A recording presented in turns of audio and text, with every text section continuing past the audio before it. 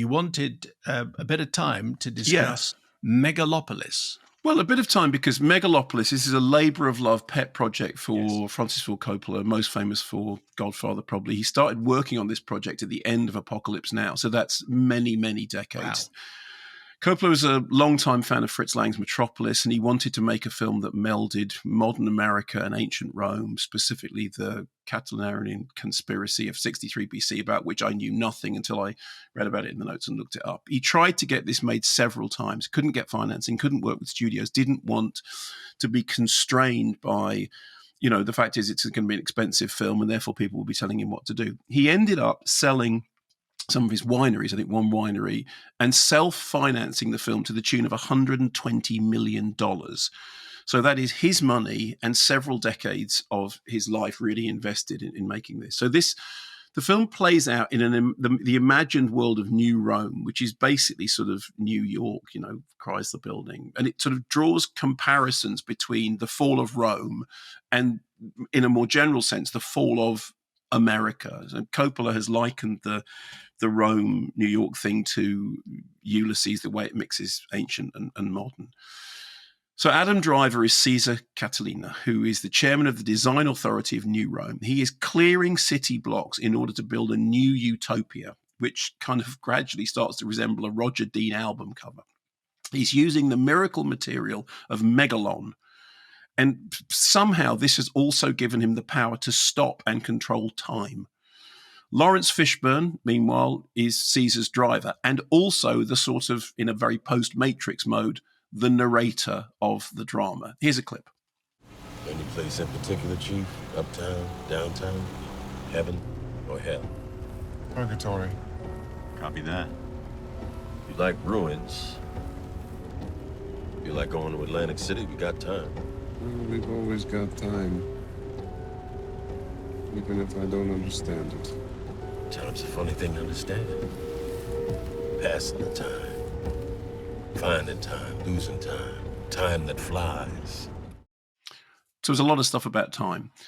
So Giancarlo Esposito, who's brilliant elsewhere, is Mayor Franklyn Cicero, who opposes Caesar's utopian plans.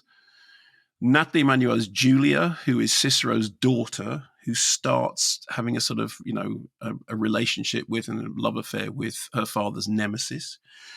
Shia LaBeouf is Claudio, who is Caesar's unbelievably annoying cousin, I think. Aubrey Plaza, in her second role of the week, is Wow Platinum, a TV broadcaster. Wow Platinum. Wow Platinum, okay. A TV broadcaster with a name that could only have been dreamed up by an old man. John Voight is Hamilton Crassus III, who is a doddery old fool who makes an idiot of himself in public, so not much of a stretch for John Voight. And the cast also includes Dustin Hoffman, Talia Shire, Catherine Hunter, James Remar, Balthazar Getty, Uncle Tom, Cobblers, and all. Coppola made the film his way on his terms. Loads of input for improvisation, loads of free-flowing ideas. He didn't have any nasty money men standing over him telling him what to do.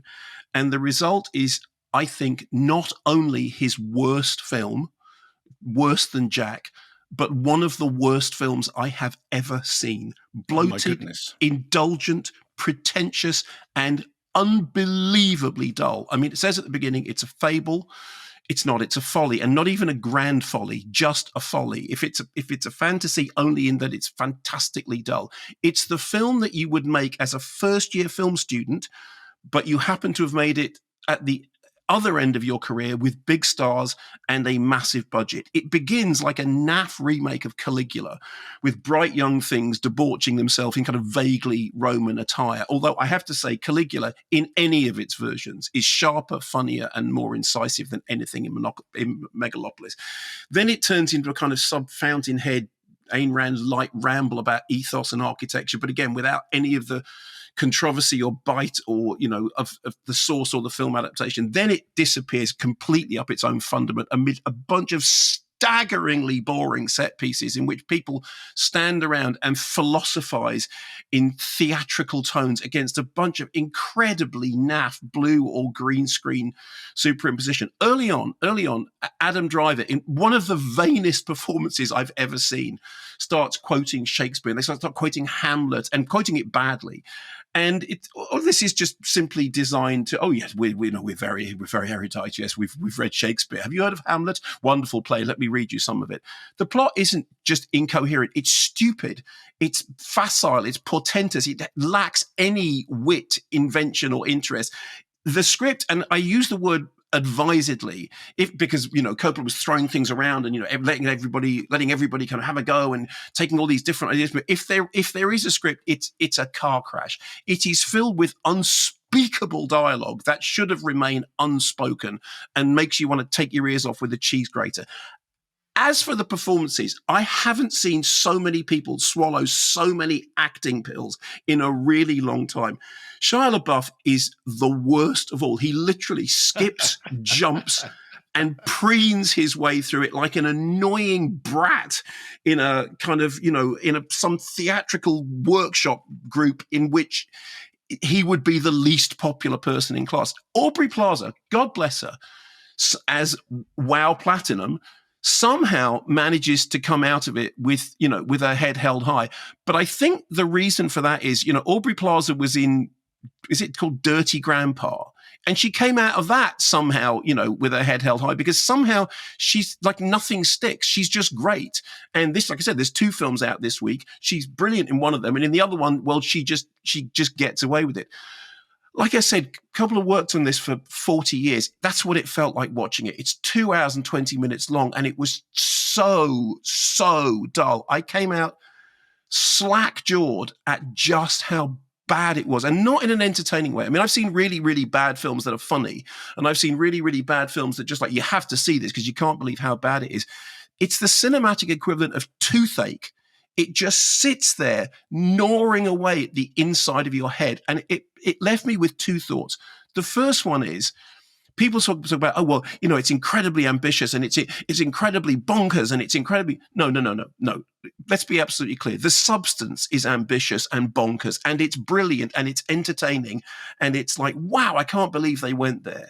This is just fantastically boring. And the second thing is, having watched Megalopolis, I felt prouder than ever that I have spent my life flying the flag for disreputable filth like Caligula and Last House on the Left, because those films put pompous nonsense like this in the shade. It is stunningly dull and very, very, very, very full of itself in a way that just, well, it's the old joke, isn't it? I suffered for my art. Now it's your turn. Now it's your turn. Yeah. So it turns out then, because the money men, and it is always, in the phrasing, it's always men, which I guess is entirely correct. Sometimes they have a point. Yeah. Because they're the people that go, nope, not doing less, maybe not that bit. Not and doing that guy doing that thing. Yeah. Maybe no. Honestly.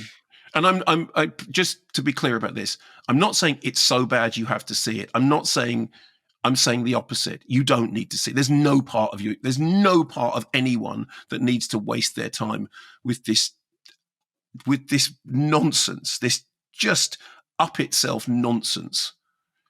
How long did you say it was? 2 hours and 18 minutes. Felt way longer. Mm-hmm. Because I watched a movie a couple of days ago that was 2.25 hours. In fact, it was the Joker 2. Oh, Folie à Deux. Right. So that's 2.25 hours. And it felt like 2.25 hours, but and that's fine. And we'll talk about that next week, I think. But the way you were talking about Megalopolis, I was sure you were going to say it was 4.5 hours. I know. Believe me, it feels like that. I did an introduction on Tuesday to 2001. I've always used the Stanley Kubrick rule. If you can get from the beginning of, the birth of mankind to the birth of a new species in the length of time it takes Stanley Kubrick to do 2001, if you can't tell a story in that time, you're not trying. Megalopolis it's like the film is about stopping time and stretching time, and really it felt like Coppola had done that. It felt like he'd managed to actually slow time down. So the 2 hours 18 minutes just went like that. And Adam Driver is awful, but Shia LaBeouf, the most slappable performance he has ever given.